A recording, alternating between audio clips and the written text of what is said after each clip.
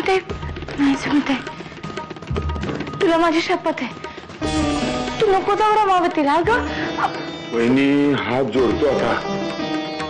या घरच्या राजकारणामध्ये नका अडकू आम्हाला. जातो तिकडे रमावतीला सुखानं राहतो बायको पुरी बरोबर. सुमिते, अगं हे बरोबर बोलताय. तिच्या अशा वागण्याचं मला आश्चर्यच वाटतंय. हो, मलाही आश्चर्य वाटतंय. मला पण वाटते. दादा मला तर काय कळतच नाही काय चाललंय. या सगळ्या प्रकरणाबद्दल तुझं काय म्हणणं आहे परशू? नाही, या सगळ्या प्रकारामध्ये सुमित्राची चूक आहे हे मान्य आहे मला. पण मी तुला एवढंच सांगायला आलोय की मला माझ्या कुटुंबासोबत रामावतीला जाऊन राहू दे. खरं सांगतो तर गावाला गेलो की नाही एकदा पुन्हा कधी येणारच नाही. तोंड दाखवणार नाही तुला.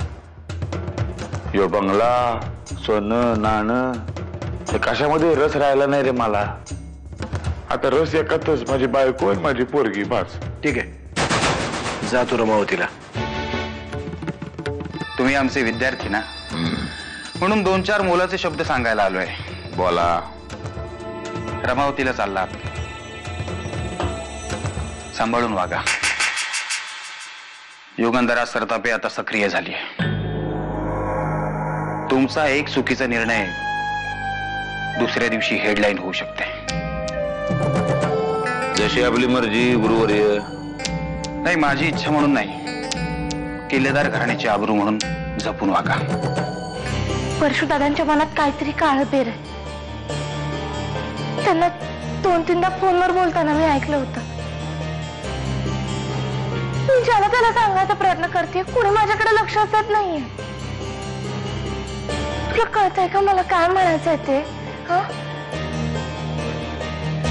इथे माझेच प्रश्न मला सोडवता येत नाही. मी काय कोणाचे प्रश्न सोडवणार? आपण सुमितेसाठी काहीतरी केलं पाहिजे. जे काही करायचंय ना ते तू कर. कारण जसा गण्यात तुझा भाऊ आहे अशी सुमिताई सुद्धा तुझीच आहे ना. त्यामुळे तुमचं तुम्हीच काय ते बघून घ्या. माफ कर ना मला. तू कशाला उगाच माफी मागतेस? तू तुला हवं तसंच वाग. तुला वाटेल तेव्हा गण्या तुझा भाऊ, तुला वाटेल तेव्हा सुमित्रा काकू तुझी सुमिताई. आम्ही सगळे तर मूर्खच होत ना. म्हटलं ना चुकलं माझं, माफ कर ना. पण परशु भाऊजी जगाच्या पुढे 2 पावलं नाही, 2 किलोमीटर जाऊन थांबतात. तुमच्यात काय स्पर्धा आहे का?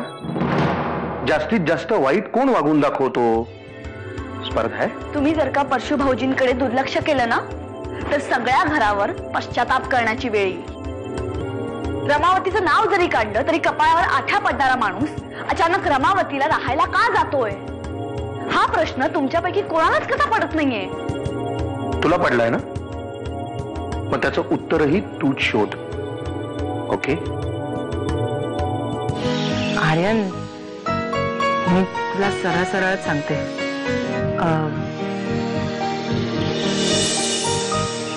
सांग. पण मला आधी सांग, तू भेळ खाणार? भेळ? अरे मी काहीतरी सांगते ना तुला. ते सांग, त्याच्या आधी भेळ खाणार का? मी भेळ घेऊन आलो. हा बस आलोच. आर्यन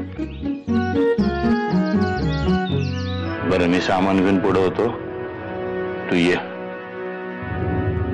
तब्येतीची काळजी घे. नाही मी नाही आहे म्हणून म्हणलं. हा, औषध बिषध द्या त्यांना व्यवस्थित वेळेवर.